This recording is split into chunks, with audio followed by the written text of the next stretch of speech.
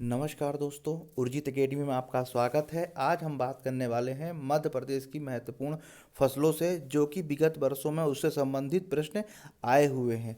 दोस्तों, बहुत महत्वपूर्ण है। वो किसी भी एग्ज़ाम, चाहे पीसीएस हो, चाहे व्यापम का हो, चाहे फॉरेस्ट का हो, किसी भी एग्ज़ाम के लिए बहुत महत्वपूर्ण प्रश्न है। तो चलिए शुरू करते हैं मध्य प्रदेश की फसलों से संबंधित महत्वपूर्ण प्रश्न। दोस्तों, जो है सर्वाधिक चावल किस जिले में जो है होता है, ये प्रश्न बहुत बार पूछा गया है। तो इसका जवाब है बालाघाट। दोस्तों, बहुत बार ये प्रश्न पूछा गया है। ये पीसीएस में पूछा गया है और व्यापम में जो है पूछा गया है। दोस्तों, बालाघाट एक ऐसा जिला है प्रदेश का जिसमें सर्वाधिक वर्षा होती है, लाल मिट्टी पाई जाती है, जो कि जो है चावल की खेती के लिए बहुत अनुकूल है। साथ ही साथ दोस्तों, आप जैसा जानते होंगे कि चावल जो है खरीफ की फसल है, और खरीफ की फसल जो है वो जून जुलाई में बोई जाती है। इसको पानी की अत्यधिक आवश्यकता होती है। तो दोस्तों, बालाघाट जो ज़िला है, ये सभी चीज़ों को, ये चावल के लिए सभी जो परिस्थितियाँ होती है उसको फुलफिल करता है। इस दृष्टि से जो है बालाघाट में सर्वाधिक चावल का उत्पादन होता है। दोस्तों, एक चीज़ और, अगर हम प्रति हेक्टेयर चावल के उत्पादन की बात करें तो दोस्तों यहाँ बालाघाट नहीं आएगा, बल्कि यहाँ पर अशोकनगर आएगा।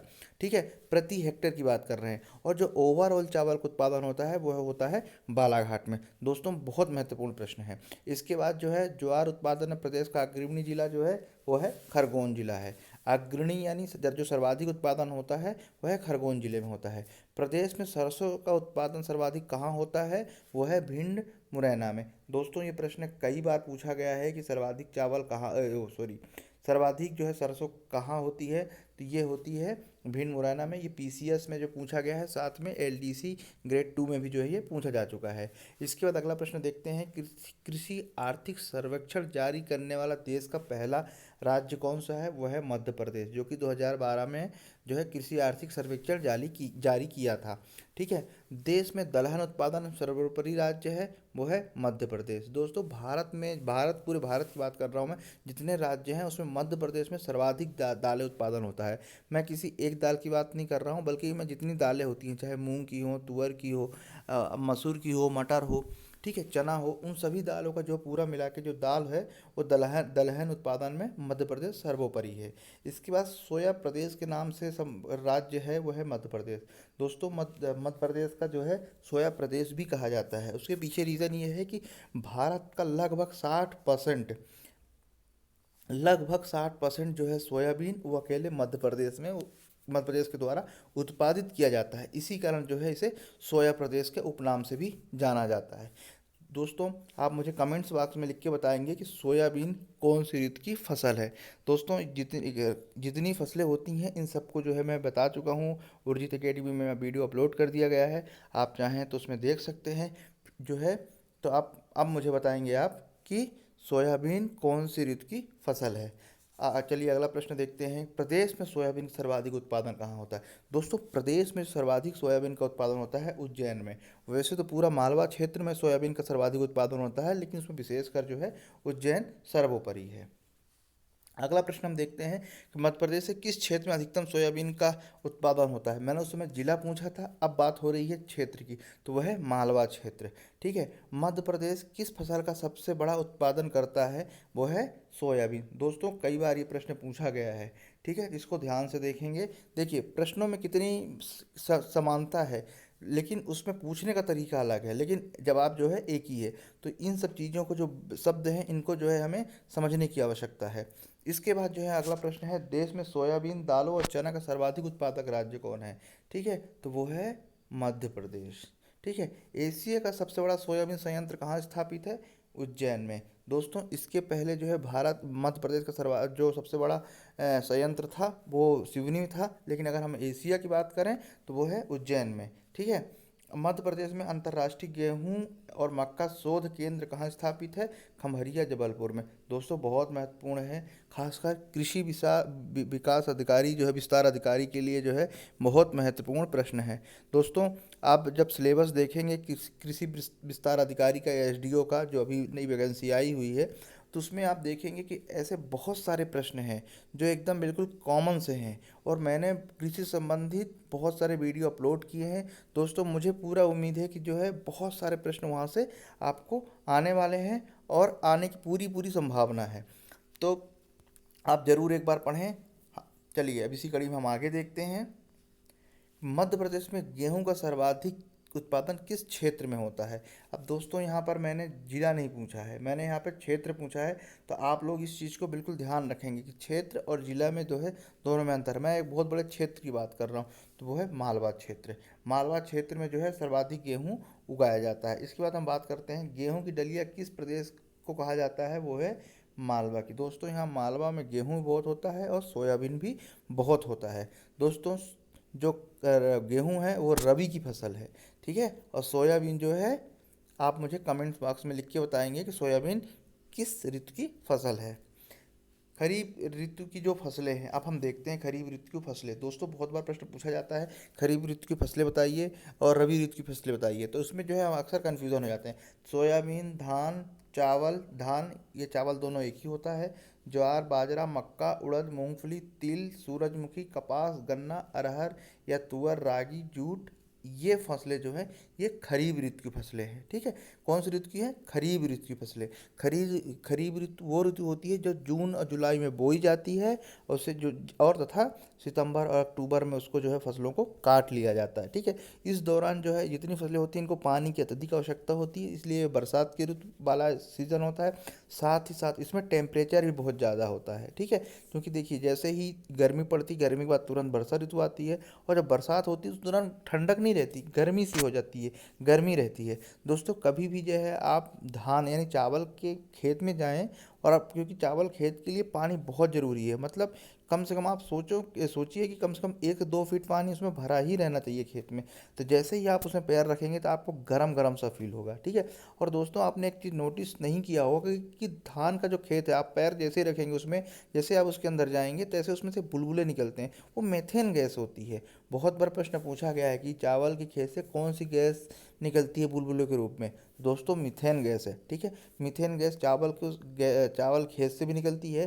साथ ही साथ जो नदी नालियाँ होती हैं, नालियाँ नाले होते हैं, उसमें बुलबुले जो निकलते हैं वो मीथेन गैस ही होती है। इसके अलावा जो है कोयले की खदानों से भी जो है मीथेन गैस निकलती है। इसके अलावा जब डैम होते हैं, जो डैम बनाए जाते हैं, बड़े बड़े प्रोजेक्ट डैम जैसे नर्मदा, ये सब डैम, उस डैम से भी जो है मीथेन गैस निकलती हैं। जो पेड़ पौधे, जो पशु जुगाली करते हैं, उनसे भी जो है मीथेन गैस निकलती हैं। दोस्तों क्योंकि मीथेन गैस की बात आई इसलिए मैंने इनको बताया है यहाँ पे, तो आप लोग ध्यान रखिएगा, बहुत महत्वपूर्ण प्रश्न ये भी है। चलिए अगली प्रश्न हम देखते हैं थोड़ा सा।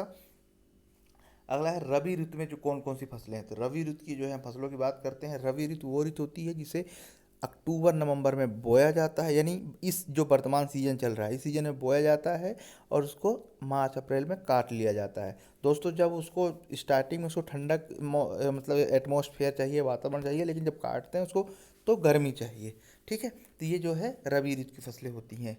तो एक जायद फसलें भी होती है। जायद फसलें होती है जो गर्मियों में होती है, अक्सर उसमें फ्रूट्स होते हैं जैसे तरबूज, खरबूज, खीरा, ककड़ी, ये सब चीज़ें जो है उसके अंतर्गत आते हैं, ठीक है। दोस्तों भारत में कहीं कहीं जो, अगर हम भारत स्तर की बात करें तो कहीं कहीं जायद फसलों में जो है खेती भी की जाती है, ठीक है।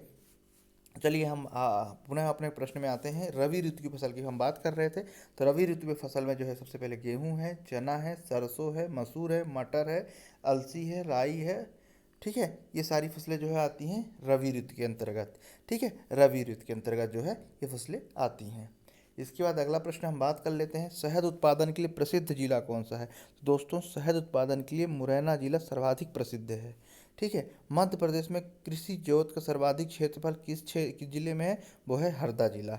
हरदा जिले में कृषि जोत का जो है सर्वाधिक क्षेत्रफल है, ठीक है। मध्य प्रदेश बीज फार्म विकास निगम की स्थापना कब की गई थी? वह है 1981 में। दोस्तों आया हुआ प्रश्न है। जितने प्रश्न मैं इसमें बता रहा हूँ सारे प्रश्न आए हुए हैं, बहुत महत्वपूर्ण है। मैंने इन सभी को एक साथ संग्रह किया है, चाहे व्यापम के हो चाहे पीसीएस के हो, और जो पेपर प्रश्न आए हुए हैं उनको संग्रह करने का मेन उद्देश्य ये है कि आप लोगों को एक जगह पे जो है कृषि संबंधित सारे प्रश्न उपलब्ध हो जाएं, ठीक है। चलिए आगे इसमें बात करते हैं, चावल अनुसंधान केंद्र कहाँ है, ठीक है। अगर हम विश्व की बात करें तो विश्व स्तर पे जो है फिलीपींस में है, मलीना जिसे बोलते हैं। और भारत स्तर की हम बात करें तो भारत में कटक उड़ीसा में है, और मध्य प्रदेश का चावल अनुसंधान केंद्र है बड़वानी में, ठीक है, बड़वानी में। इसके बाद हम बात करें कृषि अभियांत्रिकी अनुसंधान संस्थान कहाँ है? वह है भोपाल में, ठीक है। प्रदेश का पहला कृषि विश्वविद्यालय कहाँ है? जबलपुर में है, ठीक है, जबलपुर में है, जवाहरलाल नेहरू के नाम से है। इसके बाद जो है मध्य प्रदेश में किस भाग में मुख्य धान की खेती की जाती है, तो पूर्वी भाग में। ठीक है, पूर्वी भाग दोस्तों कौन सा भाग है, पूर्वी भाग जो है बघेलखंड का जो वाला पठार वाला इस भाग है जो पूरा है, वहाँ जो है में पूर्वी भाग कहलाता है, वहाँ पे धान की खेती की जाती है। दोस्तों जो पूर्वी भाग है वहाँ लाल मृदा पाई जाती है। दोस्तों मैंने अपने उर्जित एक चैनल में, उर्जित एकेडमी में मैंने मिट्टियों संबंधित वीडियो अपलोड कर दिया है। और दोस्तों बहुत महत्वपूर्ण मिट्टियाँ हैं, क्योंकि अगर आप मिट्टियाँ समझ गए तो आप ये समझिए कि उसमें कौन कौन सी फसलें होते हैं, बहुत आसानी से जो है आप समझ जाएंगे। तो दोस्तों मैं बात कर रहा था पूर्वी भाग की, तो पूर्वी भाग में ये लाल मृदा पाई जाती है। ये आर्थिक दृष्टि से बहुत महत्वपूर्ण है। देखिए जैसे बालाघाट, मंडला हो गया, छिंदवाड़ा हो गया, इन सिवनी हो गया, इन सब क्षेत्रों में खनिज बहुत है। ठीक है, जैसे हम बात करें बालाघाट की, तो यहाँ तांबा है। ठीक है, तांबा और मैग्नीज है। और शहडोल की हम बात करें, सीधी सिंगरौली की बात करें, ये पूर्वी क्षेत्र के अंतर्गत ही आते हैं। और यहाँ कोयला मतलब खनिज दृष्टि से बहुत संपन्न ये जो है क्षेत्र है। लाल मृदा पाई जाती है। ठीक है, चलिए हम आगे बात करते हैं। मध्य प्रदेश में कपास अनुसंधान केंद्र कहाँ है। दोस्तों कपास अनुसंधान केंद्र जो है खरगोन में है।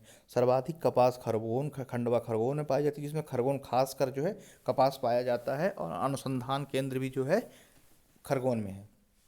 इसके बाद मध्य प्रदेश राज्य कृषि विपणन बोर्ड की स्थापना कब की गई। विपणन यानी होता है मार्केट। ठीक है, तो मध्य प्रदेश राज्य कृषि विपणन बोर्ड की स्थापना 1971 में की गई। ठीक है, तो दोस्तों बहुत ही महत्वपूर्ण है। इसके पहले जो हमने बात की थी कि बीज फार्म विकास निगम जो 1980 में बना था, और अब हम बात कर रहे हैं राज्य कृषि विपणन बोर्ड की बात कर रहे हैं, जो कि 1971 में बना था। प्रदेश में सर्वाधिक प्याज का उत्पादन जो है खंडवा जिले में होता है। ठीक है, खंडवा जिले में होता है। गेहूं उत्पादन के लिए प्रसिद्ध जिला होशंगाबाद। ठीक है, अगर हम क्षेत्र की बात करेंगे तो मालवा क्षेत्र आएगा, लेकिन हम यहाँ बात कर रहे हैं जिले की, तो होशंगाबाद। दोस्तों होशंगाबाद में प्रति हेक्टर बहुत गेहूं होता है। अगर हम भारत की बात करें तो इतना भारत के कुछ जिले में नहीं होता जितना कि हमारे होशंगाबाद में होता है। बहुत फर्टाइल है वहाँ की जो भूमि है, सिंचाई की पर्याप्त साधन है, और एटमॉस्फेयर भी जो है गेहूं के अनुकूल है। ठीक है, इसके बाद हम बात करते हैं कि मध्य प्रदेश का कौन सा जिला अंगूर खेती के लिए प्रसिद्ध है। वह है रतलाम। दोस्तों पूछा गया प्रश्न है, रतलाम किस कृषि के लिए प्रसिद्ध है, या अंगूर के लिए, मतलब कौन सा जिला सर्वोच्च है मध्य प्रदेश में, तो वह है रतलाम। इसके बाद हम बात करते हैं सर्वाधिक चना उत्पादन कहाँ होता है। दोस्तों सर्वाधिक चना जो है पहले होता था विदिशा में, बट जो कृषि आर्थिक सर्वेक्षण है 2018 का, उसमें जो है छिंदवाड़ा का जो है सर्वोपरि रहा है चना उत्पादन में। इसके बाद अंगूर अनुसंधान केंद्र कहाँ है, वो है रतलाम में। ठीक है, इसका अगला प्रश्न है कौन सा जिला मिर्च उत्पादन में प्रथम है, तो वो खरगोन है। दोस्तों ये ऐसे प्रश्न पूछे जाते हैं और अक्सर जो है पूछे जाने की संभावना है, इसलिए जो है इसको अपना नोट्स बना के और अच्छी तरह से पढ़ें। अगला प्रश्न हम देखते हैं, मध्य प्रदेश की प्रसिद्ध मुर्गी नस्ल कौन सी है। कड़कनाथ है। दोस्तों हम कड़कनाथ की बात करें तो इसका जो जियो टैग है, इसको जियो टैग भी मिला है। जियो टैग का क्या मतलब होता है, क्यों दिया जाता है। दोस्तों क्या होता है, एक स्थिर मतलब स्थान की वजह से, कि जैसे कि ये कहाँ पाया जाता है, झाबुआ धार में पाया जाता है कड़कनाथ, तो उस क्षेत्र को जो है एक टैग दिया जाता है कि ये प्रजाति यहीं पाई जाती है। ठीक है, इससे क्या फ़ायदा होता है, इससे जो है उस क्षेत्र का जो मतलब लोगों को जानकारी में रहता है कि क्षेत्र प्रसिद्ध हो जाता है पर्टिकुलर उसी चीज़ के लिए। जैसे कड़कनाथ के लिए, तो कड़कनाथ के लिए वो जो है धार झाबुआ वाला क्षेत्र जो है बहुत प्रसिद्ध है। ठीक है, बहुत महत्वपूर्ण प्रश्न है। इसके बाद जो है मध्य प्रदेश राज्य मत्स्य विकास निगम की स्थापना कब की गई थी, तो मत्स्य विकास निगम की स्थापना की गई थी 1979 में। दोस्तों जो पशु जनगणना 2019 में हुई है, तो प्रदेश में सर्वाधिक जो किस पशु की जो है संख्या पाई गई है, वह है बकरी की। ठीक है, बकरी की जो है सर्वाधिक जनसंख्या पाई गई है जो जनगणना हुई है। इसके बाद आंवला जिला पन्ना को घोषित किया गया है। दोस्तों पीसीएस में पूछा गया है, 2 बार पूछा गया प्रश्न है ये। प्रति हेक्टर उत्पादकता की दृष्टि से मध्य प्रदेश का कौन सा जिला चावल में होता है। अशोकनगर। दोस्तों इसको मैंने स्टार्टिंग में ही इससे संबंधित बात की थी। अब दोस्तों एक प्रश्न और बचा है लास्ट, आम अनुसंधान केंद्र किस प्रदेश में अवस्थित है, वह है गोविंदगढ़, जो कि रीवा जिले के अंतर्गत जो है आता है। दोस्तों आया हुआ प्रश्न है। तो दोस्तों ये सारे प्रश्नों पे हमने बात की, बहुत महत्वपूर्ण प्रश्न थे। आप इसे कम से कम 1 से 2 बार जरूर देखें, अपना स्वयं का नोट्स बनाएं।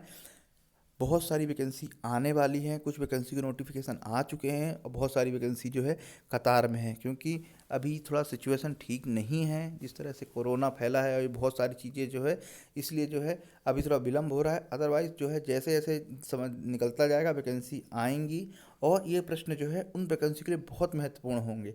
इसलिए जो है आप बिल्कुल एकदम पढ़ते चलिए, नोट्स बनाते चलिए, जिससे कि ये बहुत सारी वैकेंसी में से, क्योंकि आपको केवल एक जॉब चाहिए, ठीक है, और एक जॉब के लिए जो है क्योंकि फिक्स तो है नहीं कि हमें यही जॉब मिली जाएगी, इसलिए जो है आप प्रयत्न करते रहिए, सफलता जरूर मिलेगी। दोस्तों पढ़ते रहिए, चैनल को लाइक करें, सब्सक्राइब करें, साथ ही साथ शेयर भी करें। ठीक है, पढ़ते रहिए। नमस्कार।